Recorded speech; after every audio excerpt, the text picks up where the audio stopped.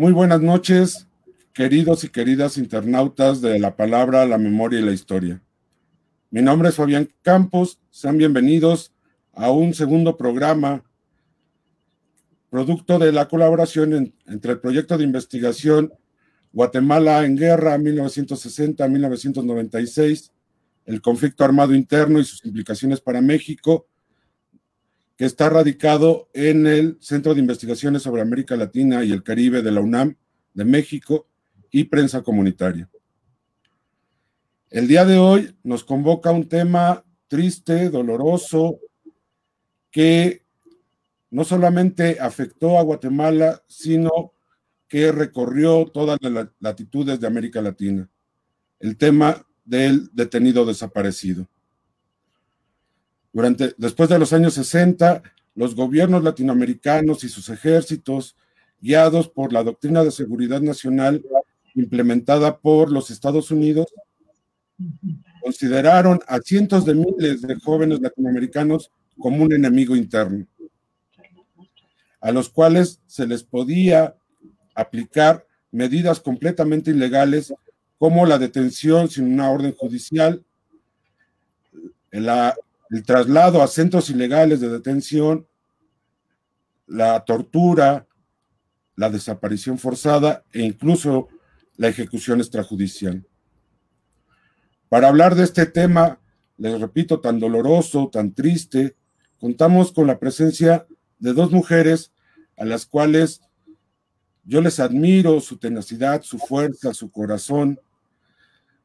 Estoy hablando de doña Emma Teisen Molina de Álvarez y su hija Emma Guadalupe Molina Teisen, que nos van a contar un caso, uno de los muchos casos que hubo de detención, desaparición forzada en Guatemala, que según el informe de la Comisión del Esclarecimiento Histórico alcanza una cifra de 45,000. Para yo no acaparar la palabra, quiero empezar a platicar con mis invitadas de lujo y empezar por preguntarle a Emma Guadalupe sobre los acontecimientos. ¿Qué ocurrió aquel 27 de septiembre de 1981? Bueno, muy buenas noches. Muchas gracias por esta oportunidad para contar también nuestra historia. Lo que ocurrió fue que yo iba en un bus, me dirigía de la capital de Guatemala, de la ciudad de Guatemala, hacia la segunda ciudad en importancia en ese país, que es Quetzaltenango. Y eran cerca de las 8 de la mañana cuando el bus fue detenido por un retén del ejército de Guatemala. Eran años de conflicto armado, había una represión inmensa, brutal, en contra de todas las organizaciones populares, y también había una guerrilla que estaba ya alzada en armas, y había muchísima actividad militar en las carreteras. El bus fue detenido, yo fui bajada del bus. Yo había sido dirigente estudiantil y me había sumado también a la Juventud Patriótica del Trabajo, que en ese momento era considerada una organización ilegal, era el ala juvenil del Partido Comunista Guatemalteco. Y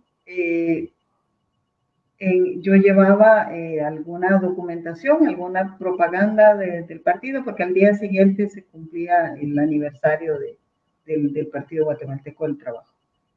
Entonces se me encuentran estos papeles, soy detenida, fui conducida hacia la base militar de Quetzaltenango y ahí fui torturada, fui violada durante 9 días. Al 9º día logré escapar de ahí y me escondí hasta que salí en enero del 1982 hacia México.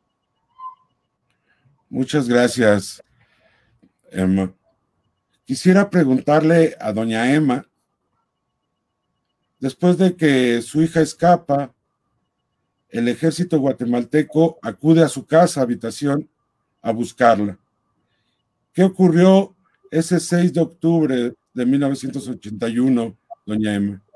Estando nosotros ahí con mi hijo ya preparándonos para ir yo al trabajo y él al colegio, él ya estaba en tercer año de secundaria. Entonces tocaron la puerta y él abrió. Y entrando, de una vez lo agarraron y lo engrietaron a un sillón.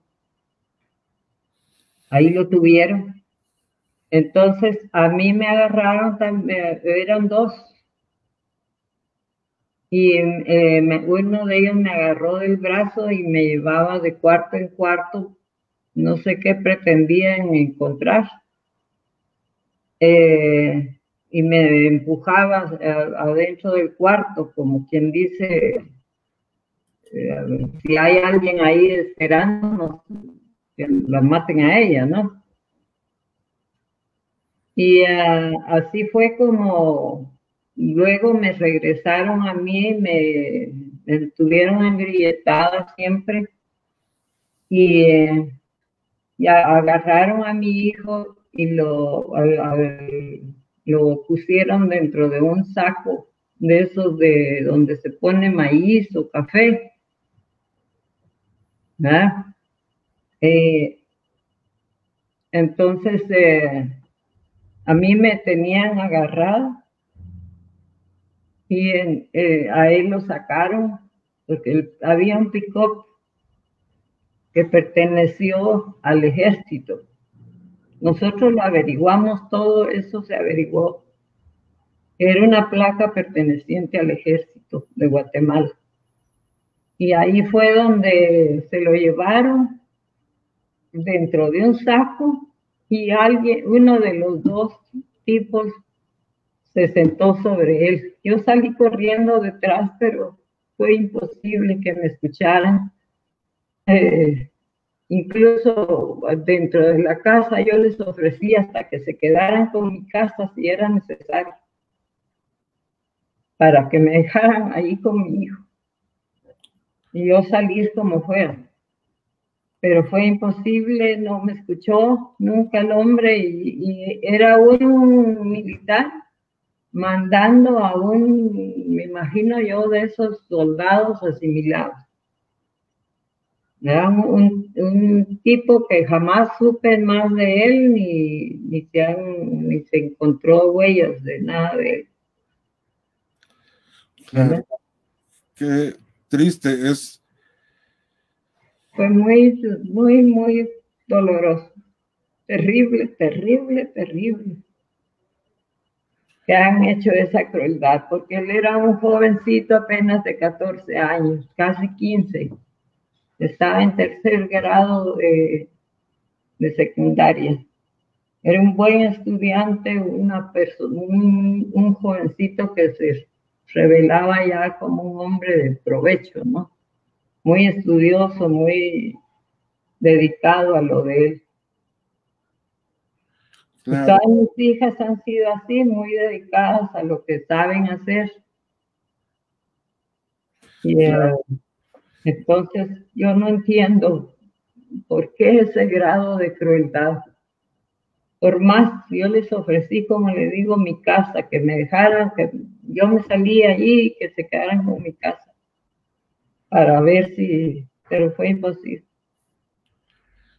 Muchas gracias por compartirnos esta parte dolorosa, se escucha la voz con gran sentimiento. Y estamos ante una situación doble, Emma. Por un lado, Emma nos cuenta que ella fue detenida por su participación política, pero la represalia ante la huida, la escapada que hace Emma por parte del ejército es secuestrar a un niño que no tenía participación política. Sí, absolutamente. ¿Qué hace la familia inmediatamente después para buscar a Marco Antonio?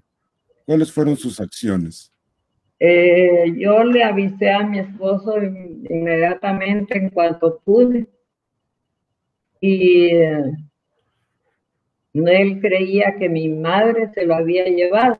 Yo le dije se lo llevara. Ah, llegó su mamá, dice. No, le dije, se lo llevó una persona, un hombre del ejército.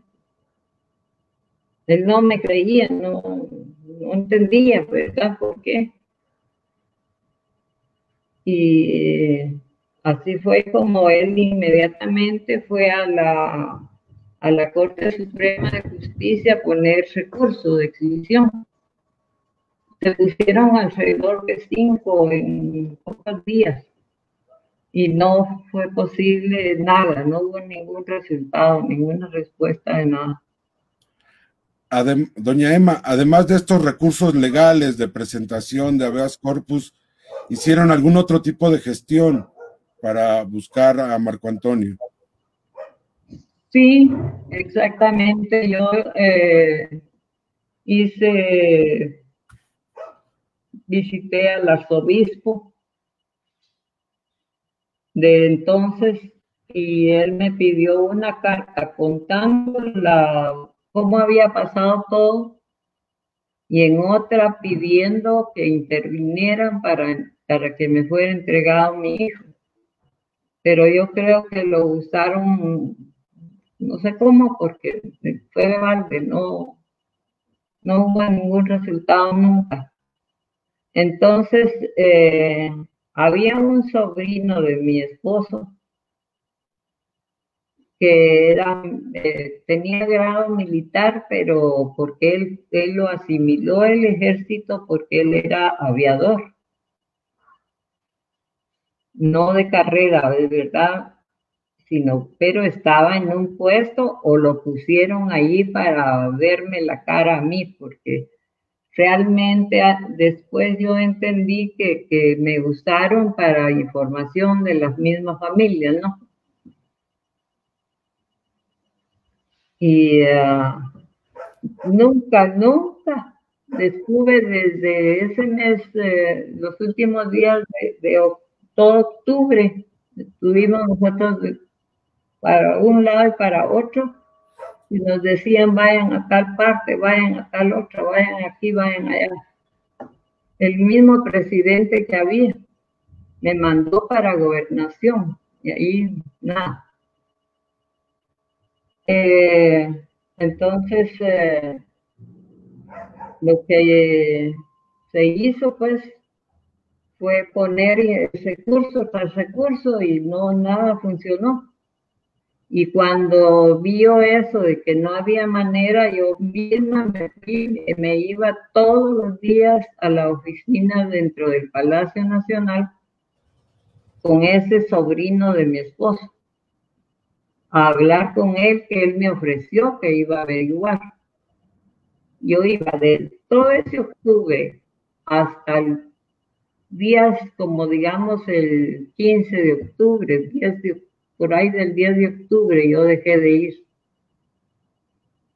Porque él me dijo, el 15 ya no voy a estar aquí. Tengo que irme a comprar mis regalos de Navidad a Estados Unidos. Entonces me cerró la puerta por ese lado. Y ya fue estar de un lado para otro, viendo cómo hacíamos y nunca se logró nada, absolutamente nada. Ellos acudieron, mi papá y mi mamá acudieron a la policía, acudieron a cuarteles, acudieron a la prensa, a la iglesia, absolutamente a todas las personas e instancias e instituciones que pudieran hacer algo, escribir algo, decir, averiguar algo, y efectivamente no se logró absolutamente nada. Después de algunos años, tengo entendido, ustedes salen al exilio. Bueno, Emma sale, como ya nos contó, casi de inmediato, enero del 82. Y después el resto de la familia sale al exilio también. Sí. Otra de mis hijas. ¿Sí? ¿Cómo vivieron ese exilio? ¿Cómo continuaron su lucha por la búsqueda de Marco Antonio fuera de Guatemala, doña Emma? Ahí ya no pude yo hacer, ya no se pudo hacer nada. Desde tan lejos, imagínense. Una carta que fuera tardaba un montón de días en llegar de Guatemala para allá o viceversa, ¿verdad?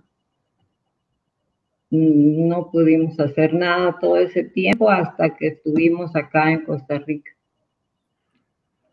¿Cuándo retoman el caso en Costa Rica, Emma?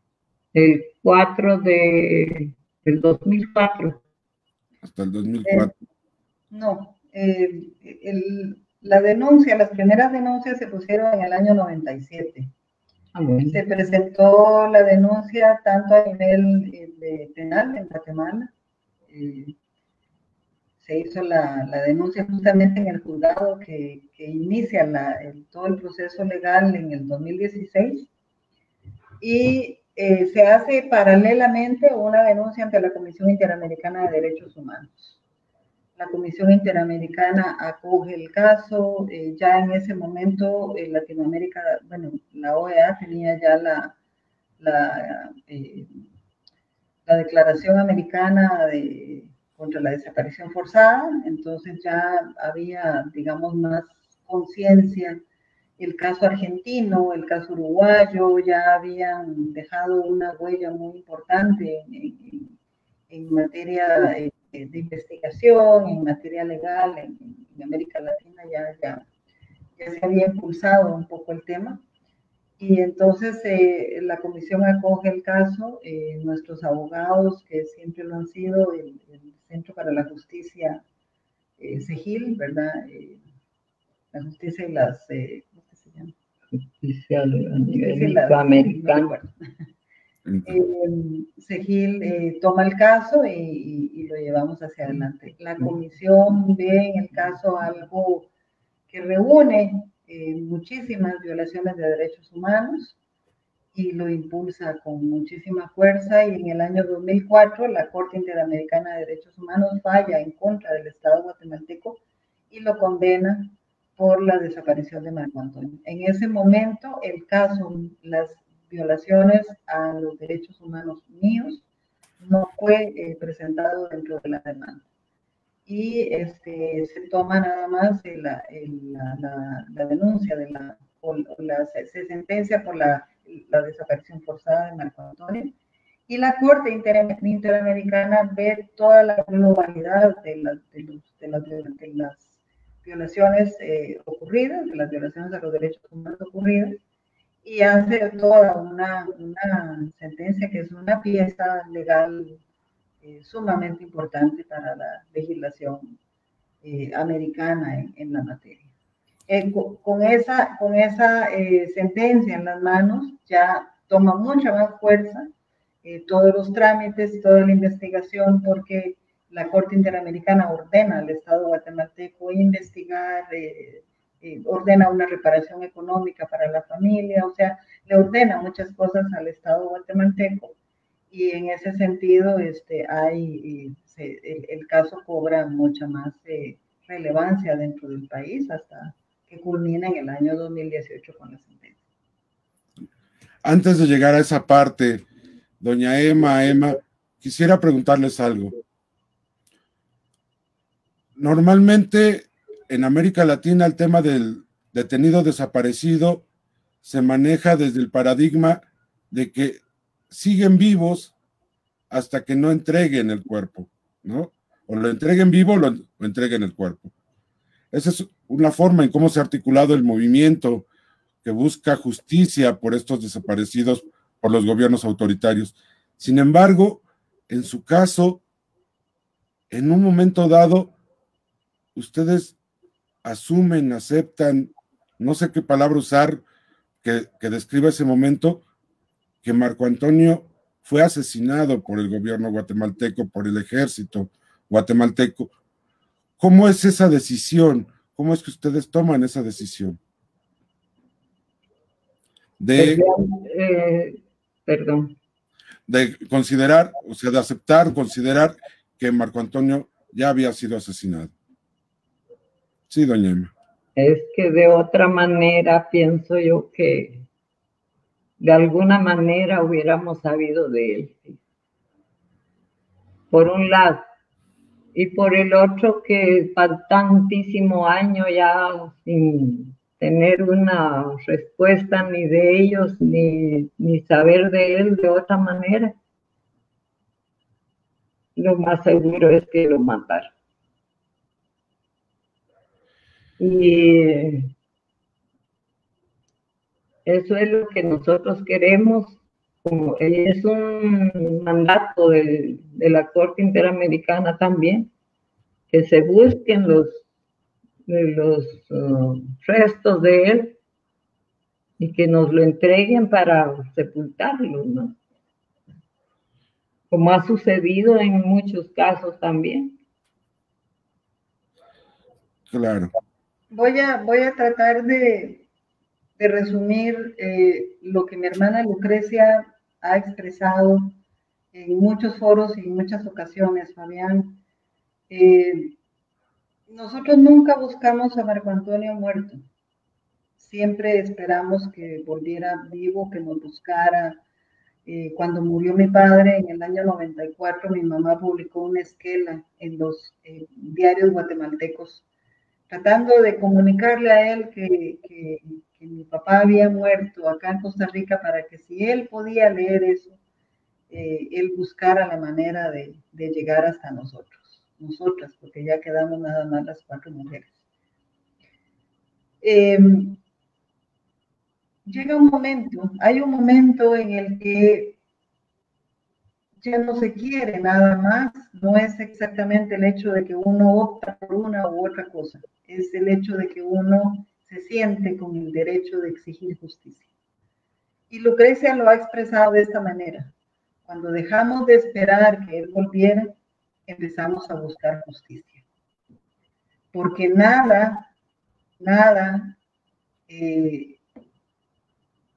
era posible, así lo expresa ella, no es posible que algo tan atroz quede sin castigo. Entonces ella fue la que levantó la bandera de la justicia. Costa Rica es un país democrático, es un país de derechos. Nosotras hemos estado vinculadas y creo que el mayor aprendizaje de derechos humanos lo hicimos en este país. Y ella particularmente pienso que tomó una conciencia muy profunda de lo que significaba realmente tener derechos humanos, y que los derechos humanos no es algo que alguien le concede a uno, es algo por lo que hay que luchar. Entonces ella empezó a abanderar la búsqueda de justicia, la búsqueda del juicio, del castigo contra los responsables, porque además esa era, según nosotras, la manera de también buscarlo a él. Porque el hecho de que un tribunal como la Corte Interamericana de Derechos Humanos, o ahora un tribunal nacional, le ordena al gobierno que localice, que investigue, que localice los restos de nuestro hermano y que nos lo devuelva, pues también es otra manera de tratar de hallarles. Pero el derecho a la justicia es algo que la familia empezó a reivindicar en 1997. Muchas gracias, Emma. Esta nueva etapa por la búsqueda de justicia, ya nos contabas, tiene un gran componente internacional. Ante la imposibilidad de obtener justicia en Guatemala, ustedes recurren a los foros internacionales y ahí es donde encuentran eco a su demanda. Correcto.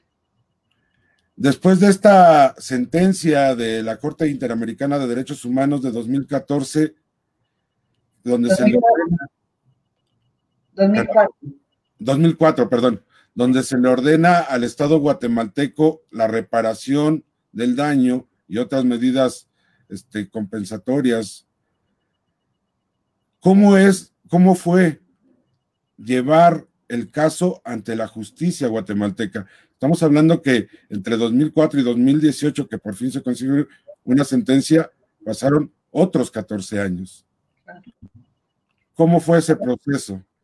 Bueno, en Guatemala yo creo que hay algo que en algún momento se le denominó la revolución de los fiscales. Hay todo un movimiento por la institucionalidad, por la legalidad, por el fortalecimiento de la justicia como el primer derecho humano. Y en algún momento, más o menos en el año 2000, bueno, viene todo el antecedente del juicio contra genocidio, un organismo judicial fortalecido, la Comisión ¿cómo se llama? La CICIG, la Comisión contra la Impunidad en Guatemala,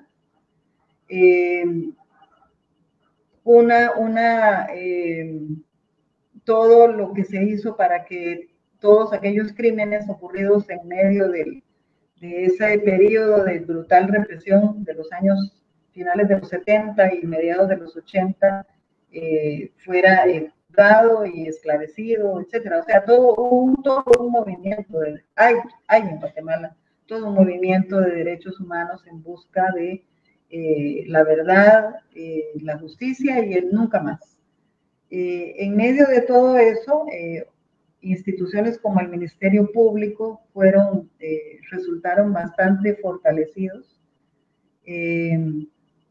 La fiscal Claudia Paz y Paz, que estuvo, por ejemplo, en la comisión el grupo que estuvo investigando la desaparición de los 43 de Ayotzinapa, por el lado de la Comisión Interamericana, posteriormente, después de que ella sale de la Fiscalía Guatemalteca, ella impulsa todo un fortalecimiento del equipo de investigación del Ministerio Público y además impulsa los casos que tenían que ver justamente con lo que se llama el conflicto armado interno. Entonces, en medio de toda esa situación, antes de eso ya algunas instancias como la Procuraduría de Derechos Humanos, los mismos tribunales, o sea, no tenían forma tampoco de evadir tan frontalmente la responsabilidad que la Corte les exigió cumplir con respecto a nuestro caso. Entonces había algunas acciones, había investigación, había algunas acciones de parte de la Procuraduría y del propio Ministerio Público. Entonces, pero ya con ella eso toma un impulso mucho mayor. Luego se impulsan otros casos, o sea, hay un fortalecimiento de toda la institucionalidad pro justicia en Guatemala, y esto concluye en impulsar no solo este caso, el caso por las mujeres de Sepulsarco, el caso Creón Paz, o sea, hay un montón de casos abiertos en Guatemala. El nuestro, hay varios juicios por genocidio, o sea, el nuestro es un juicio donde hay una sentencia y hay una condena, porque eso también es muy importante, pero Guatemala en este momento tiene una cantidad importante de casos abiertos y hay muchísima actividad nacional por ese fortalecimiento de la justicia y la institucionalidad. Claro. Emma, tú ya nos contabas que la sentencia de la Comisión Interamericana de Derechos Humanos del 2004 es una sentencia que ceñida al caso de Marco Antonio, que ahí no estaba incluido como tal tu caso, tu secuestro, tu tortura, tu detención ilegal. ¿Cómo fue para ti iniciar este proceso para incluirlo en el juicio en guatemalteco? ¿Se cortó?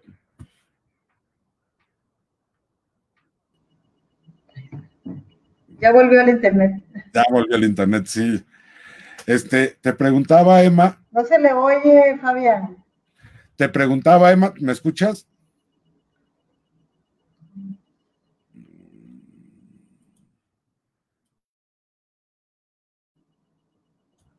Bueno, ¿me escuchas? ¿Me escuchas? ¿Ahora sí? Sí. Sí. Ah, perfecto. Le preguntaba a Emma que ¿cómo fue para usted empezar a impulsar su propio caso en Guatemala, ya que la sentencia de la Corte Interamericana de Derechos Humanos no lo incluía? ¿Cómo fue este proceso personal? Pues fue algo sumamente difícil, Fabián, tremendamente difícil. Hubo muchísimos años en que la culpa atravesaba absolutamente mi existencia. Yo no podía ni siquiera hablar de esto porque me desmoronaba. Y muchos años después, usted no me lo va a creer, o la audiencia no me lo va a creer, pero fue hasta en medio del proceso de este juicio en Guatemala en que yo me di cuenta que yo no me sentía merecedora de la justicia, que lo que yo había vivido y la ausencia de justicia era apenas un castigo muy leve para toda la culpa que yo sentía por la desaparición de mi hermano. Entonces, sin embargo, estos procesos de justicia son tremendamente sanadores. Cuando se dio el proceso en la Corte Interamericana, yo le pedí a mi familia que no presentara la demanda por lo que a mí me pasó. Yo no estaba consciente ni siquiera estaba consciente de lo que me pasaba. Pero, sin embargo, sabía que era mi deber, que era mi obligación para con la familia y muy particularmente para con mi madre, ir a dar mi testimonio ante la Corte Interamericana, y así lo hice. Nunca me negué a dar entrevistas pero era en función siempre de Marco Antonio, de la desaparición de Marco Antonio, y siempre con muchísimos sentimientos no solo de culpabilidad, sino de derrota, pues de un dolor muy, muy indescriptible y muy incomprendido por mí misma, a pesar de que yo pasé casi 13 años de mi vida en terapia psicológica. Hay cosas que simplemente para las cuales la psicología no está preparada ni tiene herramientas para ayudarnos a las víctimas de una situación tan especial como la que pasé yo. Entonces, por lo menos en los países donde he vivido,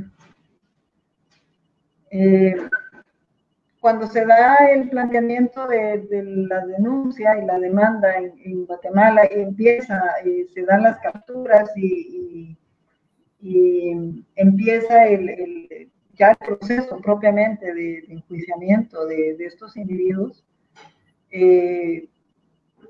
yo me quedo en la encrucijada. No se podía llevar penalmente el caso de mi hermano sin que hubiera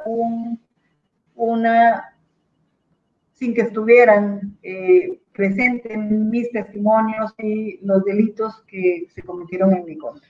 Es un solo caso, es un continuo de hechos, que no se podía hablar de la desaparición forzada sin hablar de cuál era el motivo. Los abogados no podían demostrar cómo había él sido secuestrado y desaparecido sin que hubiera una razón,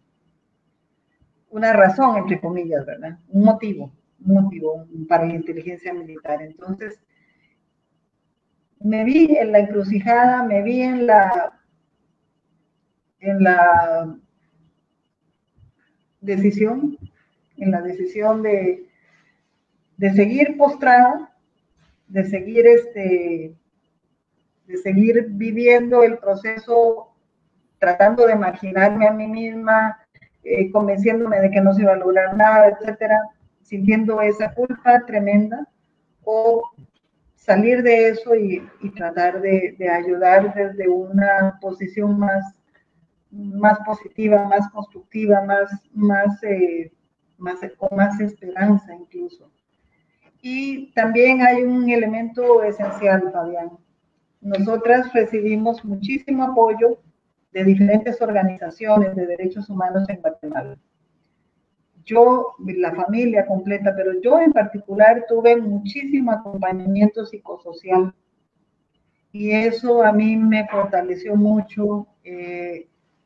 La manera también en que las organizaciones nos arropaban, la forma en que el mismo pueblo de Guatemala empezó a hacer suya todo el caso, a hacer suyo todo el caso, a ver en este caso una esperanza para las familias de los desaparecidos, una victoria para las 250,000 familias afectadas por la represión de aquellos años, los 45,000 personas desaparecidas, las 250,000 asesinadas.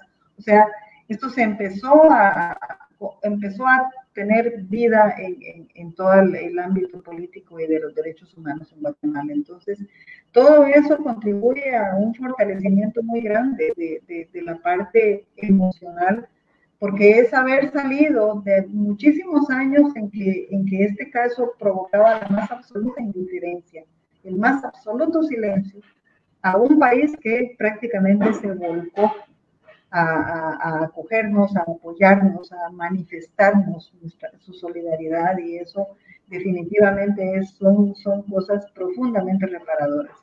Yo llegué al final del juicio sin saber si iba a poder sentarme a hablar en el tribunal, y finalmente me lo propuse, lo logré y sentí que empezaba a respirar. No es posible sanar y reparar todo el daño provocado por estos hechos. No es posible. Por eso se llaman crímenes contra la humanidad, porque son de tan profunda huella y de tan profundo daño que no es posible. Son crímenes donde no hay reparación posible, al menos de manera completa. Pero sí hay por lo menos la solidaridad, la justicia misma, la sentencia, la gente, el ejercicio hermoso de la compañía de la población guatemalteca, de ese pueblo tan inmensamente digno, pues fue tremendamente reparador, tremendamente esperanzador. Claro. Muchas gracias, Emma. Quisiera preguntarle a doña Emma, cuando empieza el juicio en Guatemala, ustedes llegan por fin a los tribunales y ven a los acusados, a los responsables, como quedó sustentado ya en la sentencia, tanto del secuestro de Emma Guadalupe, su tortura, como de la desaparición de Marco Antonio. ¿Cómo se sintió usted? ¿Cuál es su sentimiento en aquellos tiempos al llegar a los tribunales, al ver a estas personas? Sí, ya teníamos muchas veces de haberlos visto porque fuimos a muchas audiencias. Y entonces en ese momento que hubo que declarar ya contra ellos, ya en forma más definitiva, ¿verdad? Ahí sí yo me enojé mucho. Mire, yo tuve ganas de tirármele encima y al que se llevó a mi hijo. Y pasó así cerca de mí porque yo estaba declarando. Ellos los tenían en unas carceletas ahí en el tribunal. Yo sí tuve ganas y me levanté y lo señalé que él se había llevado a mi hijo. Sí. Es el que está condenado más tiempo, me parece. Sí, es el actor material. El autor material de la el desaparición. Autor material de mi tortura y el autor material de la desaparición de Marco Antonio. Emma, después de tantos años, estamos hablando que los sucesos son del año 1981 y la sentencia en Guatemala es del año 2018. Sí. muchos años de esta búsqueda de justicia, de todos estos procesos dolorosos que nos han compartido, hasta que finalmente son enjuiciados Hugo Saldaña Rojas, Francisco Gordillo Martínez, Edilberto Letona Linares, Manuel Callejas y Benedicto Lucas García, perdón. Ellos guardan hoy día cárcel por estos delitos. Sin embargo, en este momento de pandemia sucedió un acontecimiento que alarmó a varias personas. Los abogados defensores de los ya condenados, tanto por su secuestro como vejaciones que sufrió usted, como la desaparición forzada de su hermano, estaban pidiendo que salieran, bueno, que se les dieran medidas sustitutorias, ¿no? Que se le pudiera mandar a un hospital militar o que les dieran la casa por cárcel. En un intento evidente, esa es mi opinión, de evadir la justicia, de menoscabar todo este gran esfuerzo de años que ustedes llevaron a cabo. ¿Cuál fue su reacción cuando se enteraron que estaban pidiendo los abogados defensores estas medidas? Fabián, ellos han estado pidiendo eso prácticamente desde el día siguiente de que ya de la sentencia. Hace en mayo, febrero del año pasado, febrero del año pasado, del año 2018, nosotros, la Corte Interamericana de Derechos Humanos se reunió en Costa Rica para revisar el estado en el que se encontraba los casos que la Corte ha sentenciado, los 15 o 16 casos que la Corte ha sentenciado. Ellos estaban pidiendo con muchísima fuerza y el Congreso guatemalteco estaba a punto de introducir dentro de la Ley Nacional de Amnistía que esta gente quedara, o que estos crímenes fueran amnistiados. Tanto el Movimiento de Derechos Humanos Nacional, voces internacionales, etcétera, se pronunciaron. Nosotras acá nos presentamos ante la Corte Interamericana, presentamos el caso y la Corte Interamericana se pronunció de una manera extraordinariamente enérgica en contra de esa medida y le ordenó. Es la primera vez que la Corte empleó inclusive ese lenguaje de ordenarle al Estado guatemalteco y al Congreso de la República muy específicamente que cesaran esas pretensiones de amnistía. Eso frenó esas posibilidades. Nosotros habíamos hecho una campaña en estas redes de solidaridad y logramos cerca de 27,000 firmas para que no se aprobara tampoco esa ley. Pues hemos estado activamente denunciando, nuestros abogados meten recursos, los compañeros de difusión, como Prensa Comunitaria, por ejemplo, también lanzan comunicados, entrevistas, o sea, las cosas, siempre ha habido una oposición a que esto se dé. En medio de esta situación, pues la cosa era tan burda que yo creo que nadie la consideró, simplemente ellos pretenden eso, pero nadie ni siquiera los escuchó.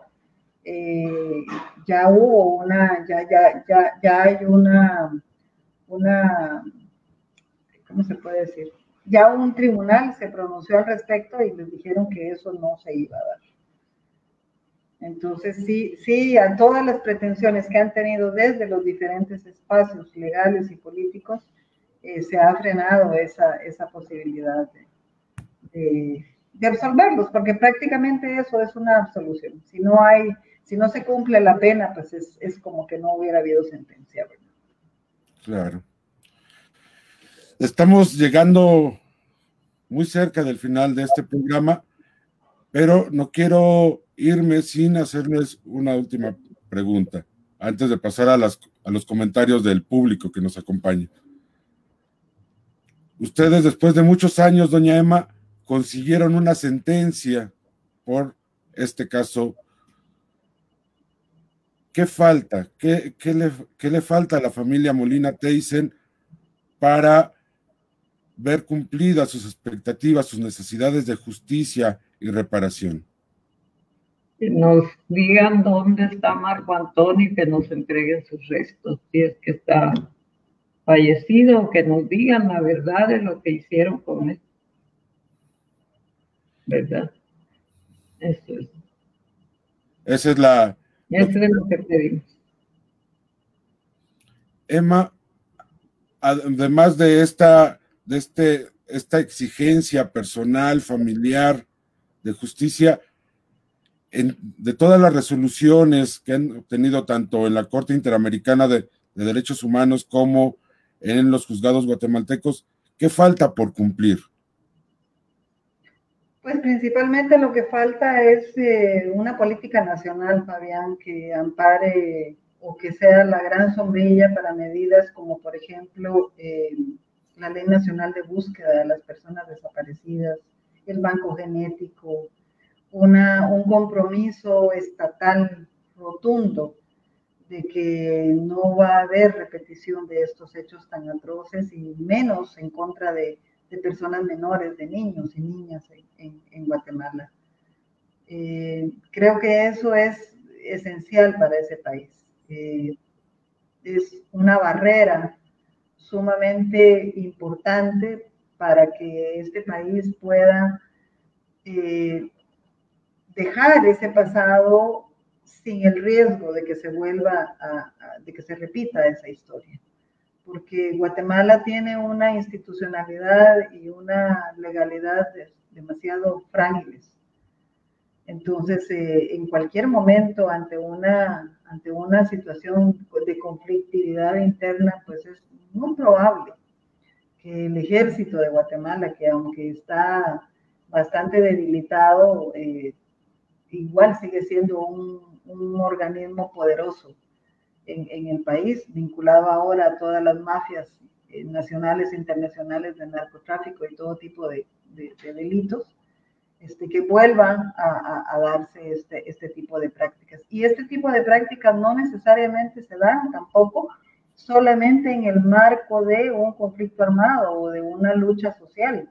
Vemos el caso justamente de los 43 de Ayotzinapa, donde las circunstancias son completamente otras, pero donde la práctica de la desaparición forzada es algo en lo que el Estado no tiene armas o no tiene la fuerza necesaria y las medidas y la institucionalidad que realmente resguarden y protejan la vida de la ciudadanía en estos países nuestros, ¿verdad? Claro. Muchas gracias, Emma. Es para mí una experiencia muy enriquecedora poder compartir con ustedes, que me compartan a mí y les compartan a través de este medio a los internautas de La Palabra, la Memoria y la Historia su caso. Tenemos muchos comentarios, muchos saludos, gente que habla de la gran luz y el amor que ustedes desprenden. Máximo Velázquez, por ejemplo, nos dice: gracias, Emma, por sacar a flote las atrocidades criminales del gobierno. Francisco Estuardo, qué historia más inspiradora de lucha. Leonel Barrios les dice: son un ejemplo de dignidad y lucha. Tono Portillo, familia digna, valiente, persistente, honorable. Nuestra solidaridad para ellas. Dice Elizabeth Moreno: fuerte y cariñoso abrazo, doña Emma. Emma, siempre mi admiración y cariño con ustedes. Susana Navarro, un abrazo fuerte y lleno de cariño y admiración. Mireya Sadet, mi respeto y admiración. José Cruz, saludos, José Cruz dice: saludos a las mujeres de la familia Molina Thyssen. Aria Girón dice, solo podemos agradecerles por llevar justicia a este mundo. Toda admiración, solidaridad y respeto a su familia. Elizabeth Pedraza, abrazos y saludos, familia Molina Teisen. Sergio de León, reconocimiento a estas mujeres por su heroica y ejemplar labor. Gracias a ustedes, Guatemala ve sus primeros destellos. Tiwi Campos dice, un gran ejemplo para la lucha por la dignidad en América Latina. Y así, varios más que no seguiré leyendo por tiempo, porque además de agradecerles a nuestros espectadores, a nuestros internautas, que les digo yo, a nuestros internautas de la palabra, la memoria y la historia, es junto con ellos agradecerles a ustedes este espacio, este tiempo y este ejemplo por la búsqueda de la justicia y la dignidad en América Latina. Su historia es una historia que ilumina la historia política de la región y no me quiero despedir de mi público, de ustedes, sin pedirles que nos den un último mensaje en esta ocasión. ¿Qué le dirían al pueblo de Guatemala sobre esta terrible experiencia o el futuro? ¿Qué es un último mensaje de ustedes, por favor? Doña Emma. Sí, yo les diría que ciertamente es para sufrir mucho, no cabe duda, ¿verdad?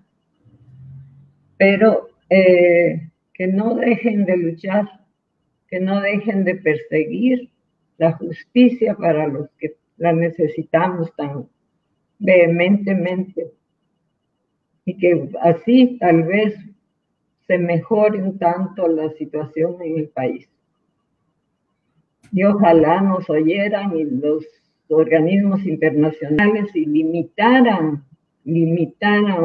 hasta dónde es posible que hombres de la talla de los que nos hicieron tanto daño sean pues unos puestos muy cuadriculados, por decir, en que deben desarrollar sus actividades, ¿verdad?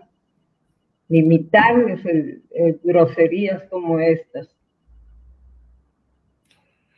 Muchas gracias, doña Emma. Emma, unas palabras para nuestro público.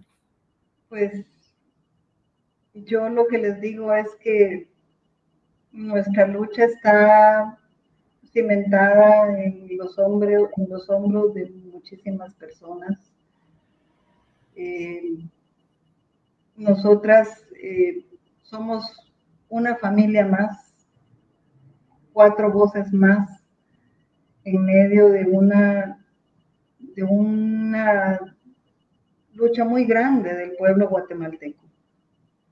Yo insisto y lo digo mucho y me siento muy orgullosa también de eso. Guatemala nunca ha guardado total silencio, ni un silencio permanente a pesar de las brutalidades tan grandes que se han cometido en contra del pueblo guatemalteco. No, nunca ha habido un silencio total, nunca ha habido ausencia de una voz disidente, de una voz de protesta y nosotras caminamos al lado de ese digno pueblo, somos parte de él, nos sentimos parte de la lucha de las mujeres de Sepursar, con las que admiro y agradezco profundamente todo lo que me enseñaron en este proceso.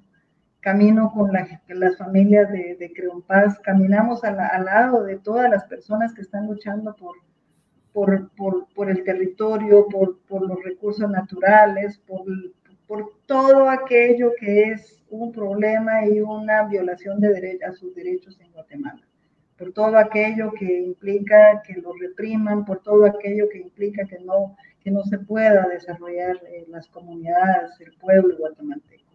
Caminamos a su lado, los amamos, les agradecemos y estamos para integrarnos siempre a ese caudal de de lucha y de dignidad que es nuestra Guatemala. Muchas gracias, Emma. Solamente reiterarles mi agradecimiento, mi admiración, mi acompañamiento y solidaridad en esta lucha que, como bien nos contaba doña Emma, a pesar de los logros que se han obtenido, se mantiene un gran pendiente.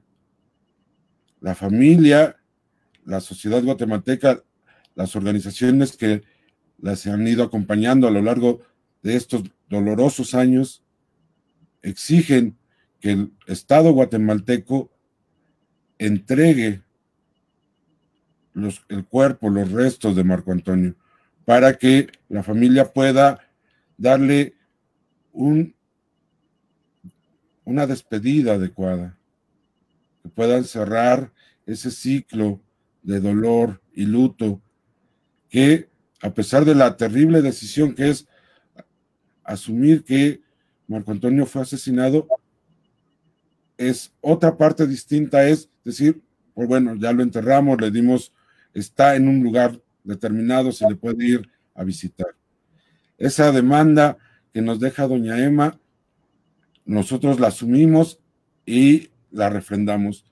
Este caso no solamente se queda en la satisfacción de que ya estén condenados los responsables directos de estas violaciones graves a los derechos humanos, sino que tiene que pasar por elementos más complicados, como es este de la entrega de los restos de Marco Antonio, pero también, como lo señalaba Emma, con otras medidas de carácter estructural, ¿no? La creación del banco genético para todos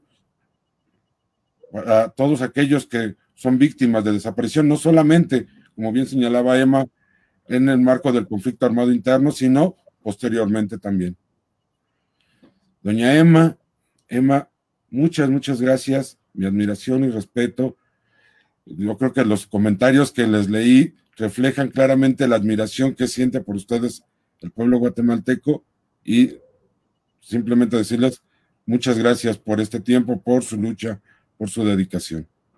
Gracias a ustedes y gracias a los que nos están escuchando también. Les mandamos un abrazo muy sentido. Solidario para todos. Me despido de los internautas de La Palabra, la Historia y la Memoria y la Historia. Nos vemos en una próxima emisión de este programa, que es producto de un convenio entre el Centro de Investigaciones de América Latina y el Caribe de la UNAM y Prensa Comunitaria, para seguir abordando temas de historia y memoria reciente que son tan necesarios para ir cerrando ciclos, entender nuestro pasado, comprender nuestro presente e imaginar futuros distintos. Que tengan muy buena noche. Muchas gracias a todos.